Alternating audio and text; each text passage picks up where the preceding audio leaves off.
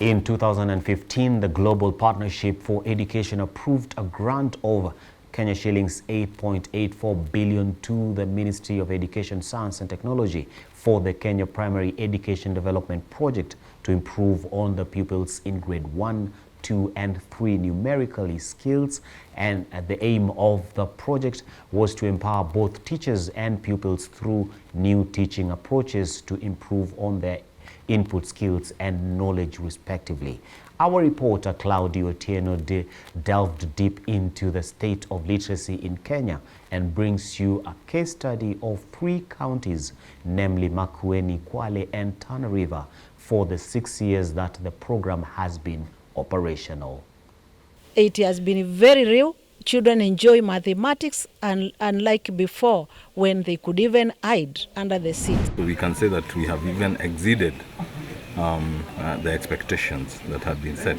You classify them into 3: those who are misfed, those who are underfed, and those who are never fed.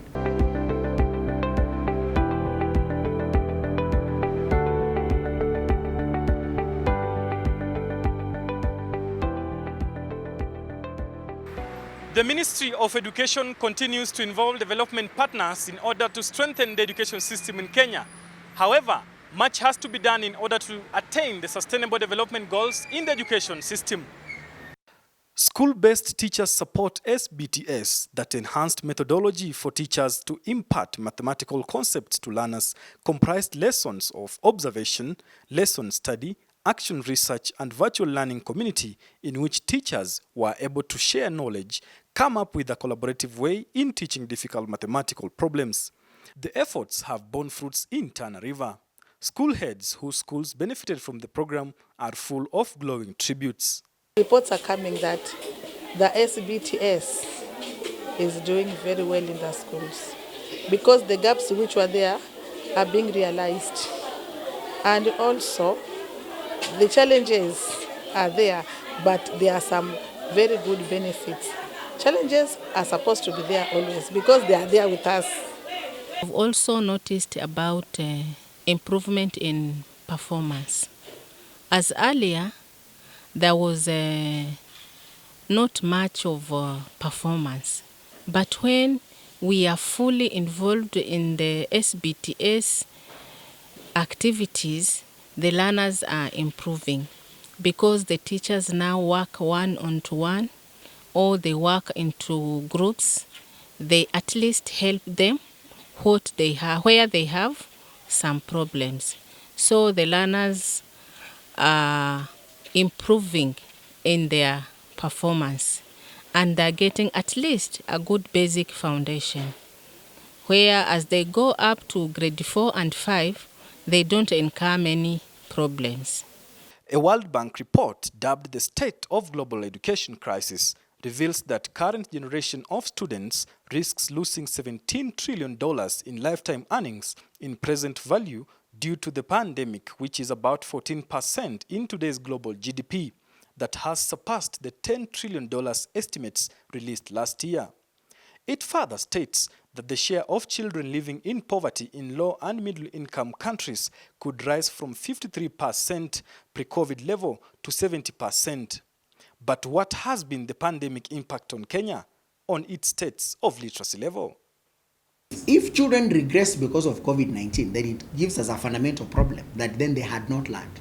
Because foundational literacy is equivalent to knowing how to drive. If you know how to drive, it doesn't matter how long you take before you get into the car. You'll still drive the car. You can take 2 years, but once you're given the car, you know where to put the ignition, okay? And you're able to drive. So it's also the same thing with the literacy, that the question of school closure should never have been the reason as to why children should have regressed in as far as literacy is concerned. We can agree on other competences and other skills which are of course more complex, which are higher ordered and such. But as far as basic literacy is concerned, they should never have lost it, because there is a concept in literacy that we call automaticity. And automaticity means you've reached a level where you don't need to be presented with, you don't need to be taught all the words in the world. Okay, the teacher could have basically taught you the principles of how to read the words. That you meet an I and an E, it becomes an I. So whether you meet kite, you meet might, you meet zeit, you'll still be able to read those words. So you've reached what you call automaticity. So that is what literacy is. Acquiring literacy skills is supposed to be. But if children have regressed, then it demonstrates the weak pedagogical approaches used by the teachers, whereby maybe children were just being given some form of rote learning. Otherwise, I have never believed that closing schools should have been reason enough for children to regress as far as literacy levels are concerned. While there have been efforts in realizing and imparting skills to the young ones in the country by using these different ways, still there is much to do in strengthening the literacy level. The Ministry of Education at the top should stop being over-prescriptive of how schools are managed. And there are components which we should actually allow schools to be able to make decisions around. Let schools sit and say that if we have to deal with the capacities, increasing capacities of literacy and numeracy, what do we need to do? And that's what should concern the Minister of Education, ensuring that every school gets that support. But not sitting in Nairobi and deciding that every school should teach 5 lessons of English in a day, 3 lessons. It is extremely micromanaging, and that is the reason why these things just don't work. Because if you go to contexts where children need more time, then allow more time for these children to be taught. We need to declutter the curriculum at the lower level. We need to completely declutter. There is a lot of irrelevancies that are taught at that level. Let's focus on literacy, numeracy. Literacy, numeracy. There are a few of these things which can be taught elsewhere. Children can go to Sunday school and they can be taught these other things. If you want parents to get more involved in the learning of their children, then send back some of these things so that they can learn with their children at home. But you cannot be telling us parents that you want us to support children to learn, but you are taking 90% of the time with the children. You are with the children for 5 days in a week. You give us those children for 2 days. You take our children at 6 in the morning, you return them at 6 in the evening. What are we going to do with the children at 7 p.m.? Those children are already tired.